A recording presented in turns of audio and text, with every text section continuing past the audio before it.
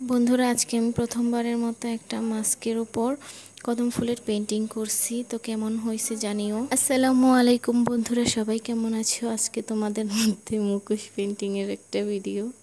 তো এই মুখোশটাকে আমি কদম ফুল পেন্টিং করেছি আর কি, প্রথমবারের মতো।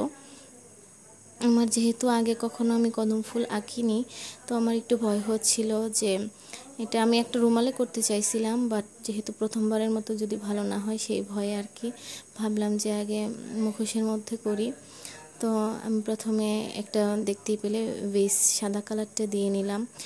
এই বেসটা কিন্তু কালো কাপড়ের মধ্যে, যে কোনো মাস্ক বলে না, যে কোনো কালো কাপড়ের মধ্যেই তোমরা যখন পেন্টিং করবে এই বেস কালারটা কিন্তু অনেক বেশি ইম্পর্ট্যান্ট।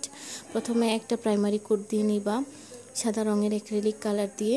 তারপরে হচ্ছে যখন রঙটা করবে তখন রঙটা অনেক বেশি ফুটে ওঠে, এই জন্য আর কি প্রাইমারি কোটিংটা কালো রঙের জন্য একটু গুরুত্বপূর্ণ।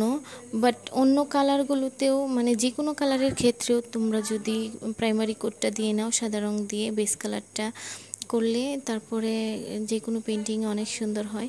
তো কালো রঙের ক্ষেত্রে এই জিনিসটা আমার কাছে মনে হয় যে বেশি ম্যাটার করে। তো যাই হোক, এই জিনিসগুলো তোমরা মাথায় রাখবা, তাহলে পেন্টিং আরও বেশি সুন্দর হবে ইনশাল্লাহ। তো এই সাদা পাটটা একটু কঠিন। তো যাই হোক, সব মিলিয়ে কেমন হয়েছে জানাইও। টাটা।